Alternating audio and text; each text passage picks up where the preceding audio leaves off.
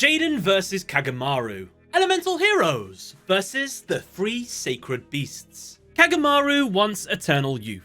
To achieve that, he needs to defeat Jaden in a duel in order to steal his soul or something. But we don't really care about that. What we care about is if, during this duel, did Kagemaru have any opportunities for victory? As, spoilers, he loses in the end, even with the power of the 3 sacred beasts. Or was the absolutely insanely bonkers card that Jaden got given in this duel just too overpowered?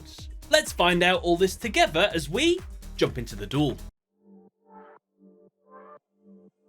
Before the duel begins, Jaden finds a card inside the Emerald Tablet book. The card is Sabtiel, the Philosopher's Stone. This card is one of the most broken cards I have ever seen in Yu-Gi-Oh! The only reason it's balanced is because it just disintegrates and dies at the end of this duel. We'll talk about what its insane effect is a little bit later. But for now, the duel begins and Jaden goes first. He draws, and his opening hand consists of Elemental Hero Avion, Elemental Hero Bastinatrix, Elemental Hero Sparkman, Transcendent Wings, Bubble Blaster, and Mirror Gate. Jaden opens by summoning his Bastinatrix into defense. He then sets his Mirror Gate trap face down and ends his turn. The plan? Mirror Gate has the ability that when the opponent's monster attacks, you swap control of your monster and your opponent's monster.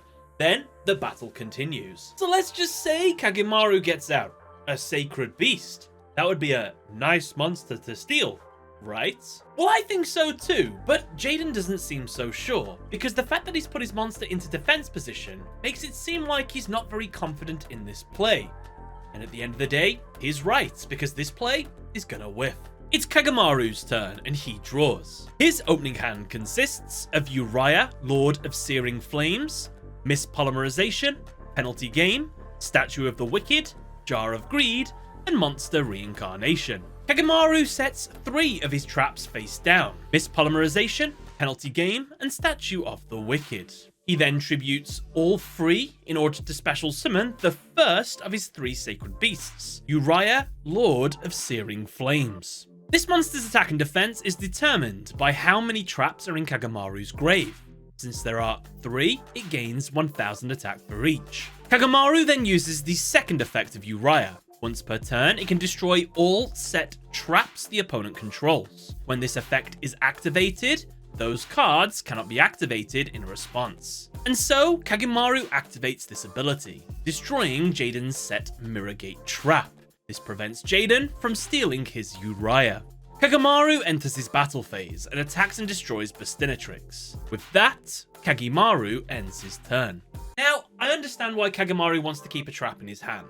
If Uria goes to the graveyard, he can discard a trap and he can special summon it straight back from the grave. But with a card like Mispolymerization in his hand, that would have been pretty dope to play against Jaden. And in fact, it probably would have won him the duel, since Mispolymerization basically bounces any fusion monsters on the field back into the deck.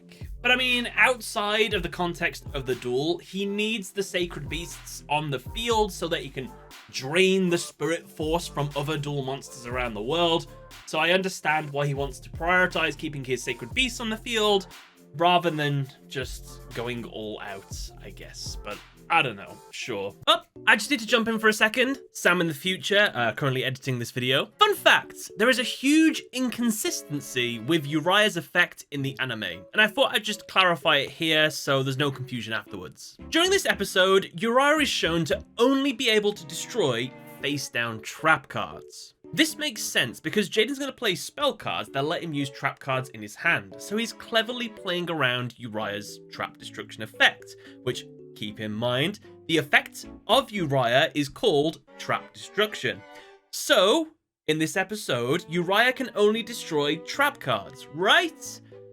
Well, sort of. When I looked at Uria's effect on the Wikia page, it does state that it can destroy spells and traps. But we're seeing throughout this duel that can't be the case, so who's wrong, me or the Wikia? Well, we both are. Throughout this duel and this episode, Uria can only destroy traps, and in fact, it can also be summoned with any face-down trap cards, and it gains attack with any trap card in the graveyard. However, when we see Uria later in the anime, it gets a retconned effect. During Yubel's duel against Adrian, we clearly see Yubel using Uriah's effect to destroy a face-down spell card. It turns out the animators decided later in the series to retcon Uriah's abilities to be a closer representation of what they are in the real world. You'll notice as well that Uriah in that episode gains attack equal to the continuous trap cards in the graveyard, not just any old trap card. I just wanted to clarify that in case anybody was confused, but worst case scenario, if Kagemaru really could destroy spell cards, which he couldn't, but if he could, then all that would really mean is he's a terrible duelist, because he would have had multiple opportunities to win during this duel if it had just destroyed Jaden's set spells. But he couldn't do it. Not in this episode anyway. Alright, back to the duel. Bye everyone. It's Jaden's turn, and he draws Elemental Hero Bubbleman. With no cards on his field, Jaden normal summons Bubbleman. Due to its anime effects, since it was summoned to an empty field, Jaden can draw 2 new cards. Jaden draws Polymerization and Skyscraper. Jaden activates Polymerization. He fuses Bubbleman, Avian, and Sparkman together to make Elemental Hero Tempest. Jaden then activates his field spell, Skyscraper. Now, whenever an Elemental Hero monster battles a monster that is stronger than it, its attack will increase by 1000. And so, with this, Jaden enters his battle phase and uses Tempest to attack and destroy Uriah. Kagemaru takes the first damage of the duel.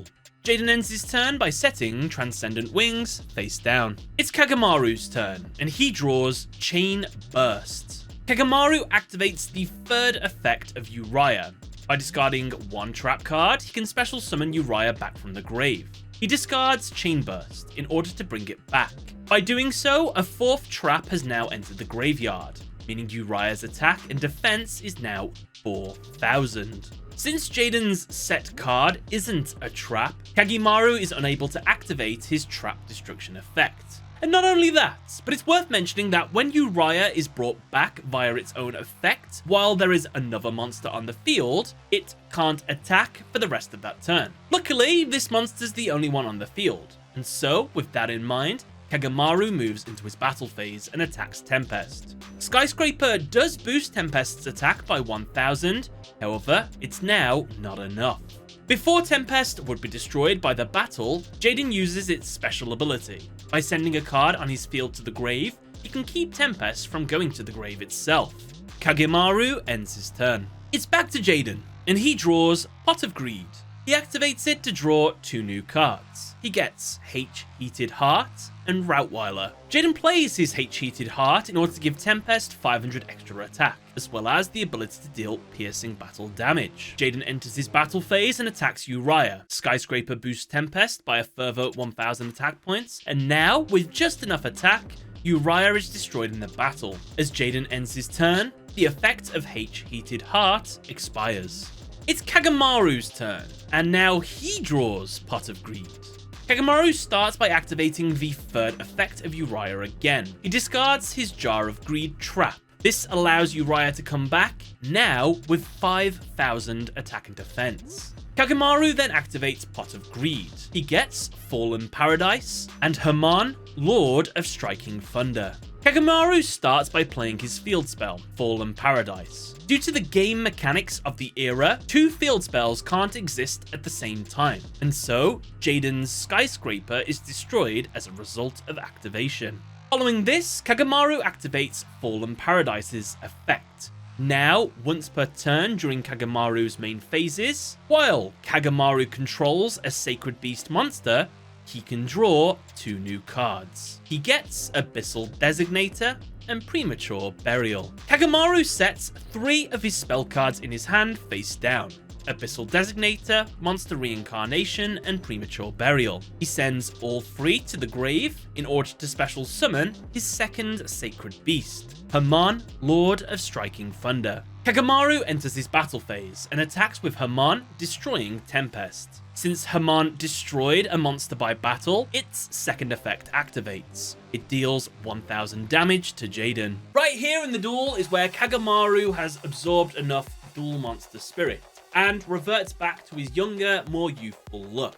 He breaks free of his stasis tank and continues the duel on foot.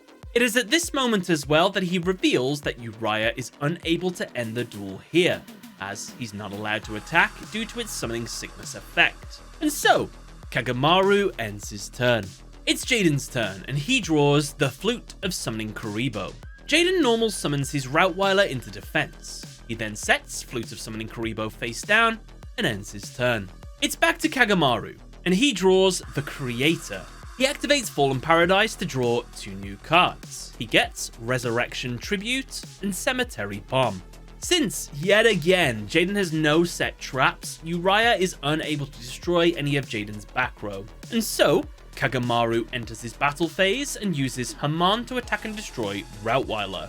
The effect of Hamon inflicts 1000 damage to Jaden since it destroyed a monster. However, since Routweiler was destroyed, its effect lets Jaden add a polymerization and a hero monster in his grave back to his hand. Attempting to go for game, Kagemaru orders Uria to attack Jaden directly. However, Jaden plays his set, Flute of Summoning Kuriboh. This summons a Wing Kuriboh to Jaden's side of the field into defense. A replay occurs and Kagemaru destroys Wing Kuriboh.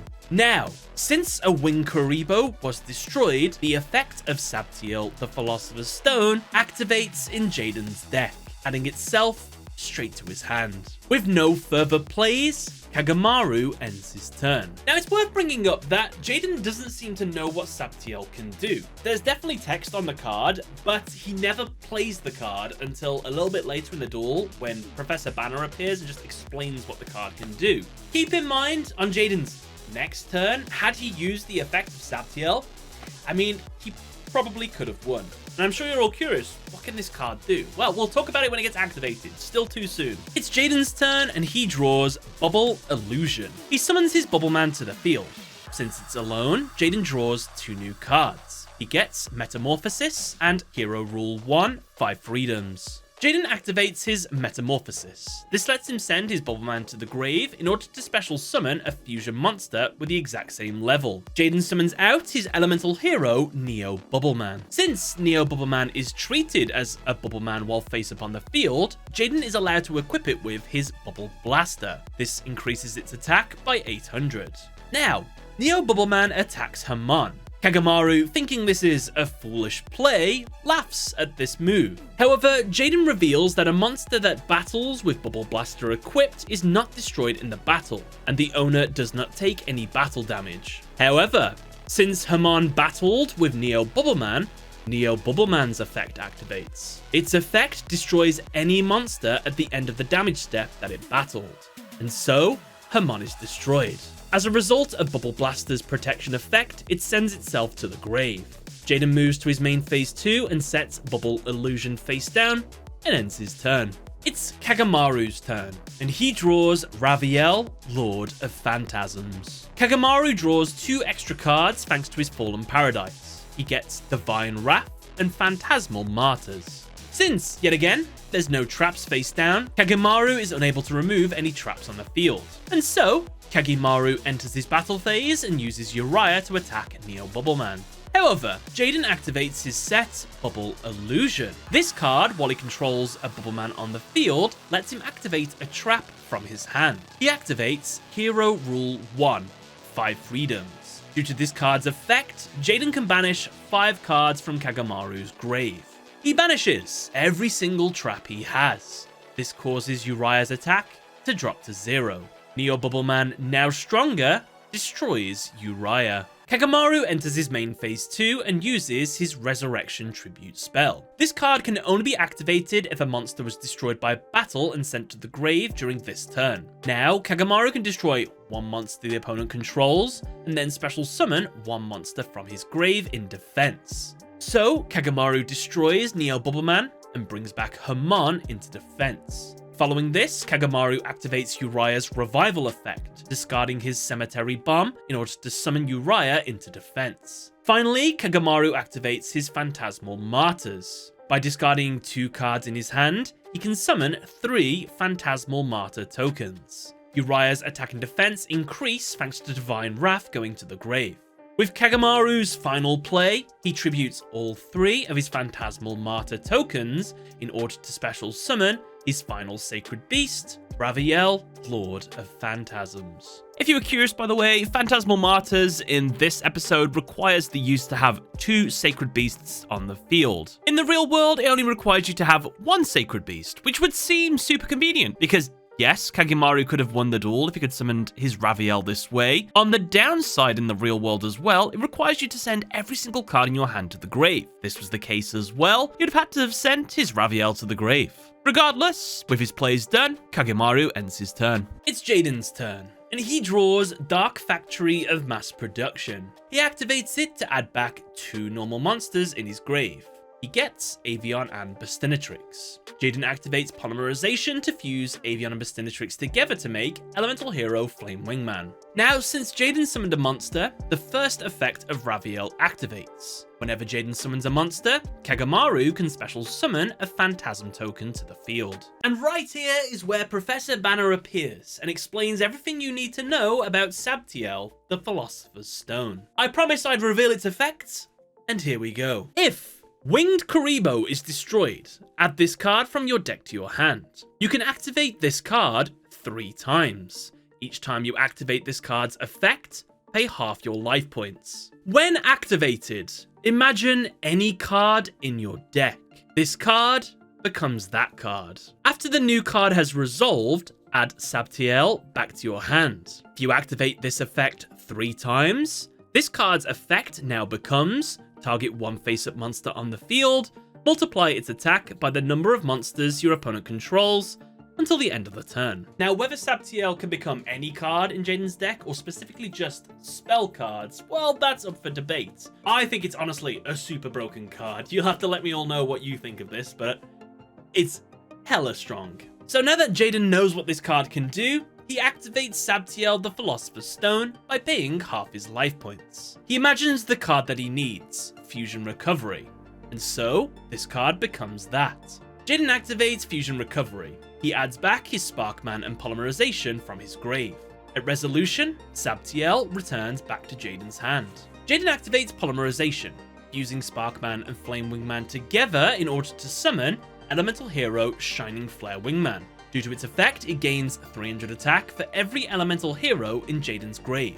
Since there are 7, it gains 2100 extra attack.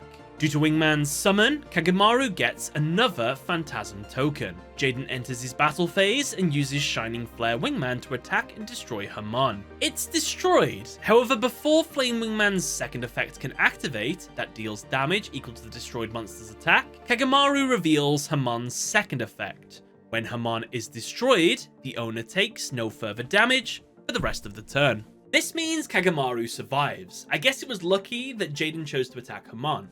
Well, it's not actually mentioned in the episode, but Hamon has a special ability where if it's in defense position, it's the only monster that's allowed to be attacked. So that's why. Jaden moves into his main phase 2 and activates Sabtiel's effect again. He pays half his life points and wishes for Defusion to be in his hand. Sabtiel becomes Defusion, and Jaden sets it face down and ends his turn. It's Kagemaru's turn, and the penultimate turn of the duel. He draws and gets a mysterious card. He then uses Fallen Paradise and gets 2 more mysterious cards. These cards will never be seen, will never be played. If I had to guess what they were, I'm going to say that DNA Surgery, Herculean Power, and another copy of the Creator. Why these cards? Well, in the Yu-Gi-Oh! Legacy of the Duelist video game, if you look at Kagemaru's deck, these are some of the cards that appear in there. They're kind of useless, so it makes sense that these wouldn't save him in the duel. So that's what I'm going to go for. Kagemaru switches his Uria into attack. By attributing 2 Phantasm tokens he controls, he can increase Raviel's attack by the attack of the attributed tokens until the end of the turn. Kagemaru attacks Shining Flare Wingman. However, this is where Jaden activates his Defusion, returning Shining Flare Wingman back into his extra deck and resummoning its fusion materials to the field into defense. Sabtiel returns back to Jaden's hand upon resolution. As well, 2 new Phantasmal tokens are summoned to the field, since Jaden summoned 2 new monsters. A replay occurs and Raviel attacks and destroys Flame Wingman, while Uria attacks and destroys Sparkman. Kagemaru ends his turn. It's Jaden's turn, and the final turn of the duel. He draws and gets Elemental Hero Clayman. Jaden summons it to the field. As he does this, Raviel summons a final Phantasm token to the field. What I mean by this is Kagemaru has now filled up all of his monster zones. Jaden activates, for the third and final time, Sabtiel the Philosopher's Stone. He imagines the card he most needs at the moment, Miracle Fusion. This allows him to fuse by using cards on his field and in his graveyard, at the cost of banishing them. Jaden banishes Clayman, Bubbleman, Avion, and Bestinatrix in order to summon his elemental hero, Electrum. After Miracle Fusion finishes resolving, Sabtiel returns back to Jaden's hand. However, now it has a new effect. Now, by targeting one monster he controls, he can multiply its attack by the amount of monsters Kagemaru controls. With 5 monsters, Electrum's attack is quintupled. Jaden enters his battle phase and orders Electrum to attack and destroy Raviel. Raviel is destroyed, Kagemaru's life points drop to 0, and Jaden wins the duel. Now, both duelists did play the best possible plays they could do with the cards that they had. Jaden technically could have won earlier if he realized the full potential of how broken his Sabtiel card was. It kind of makes sense now why it had to disappear after the duel, to be honest. But yeah, with that all out the way, that was Kagemaru versus Jaden. Would you like to see a video on the Sacred Beasts? Would you like to see me playing with the inspiration for the Sacred Beasts? Click on either one of those, or I'll just leave a pinned link in the comments. Thank you all for watching, everybody. Catch you later.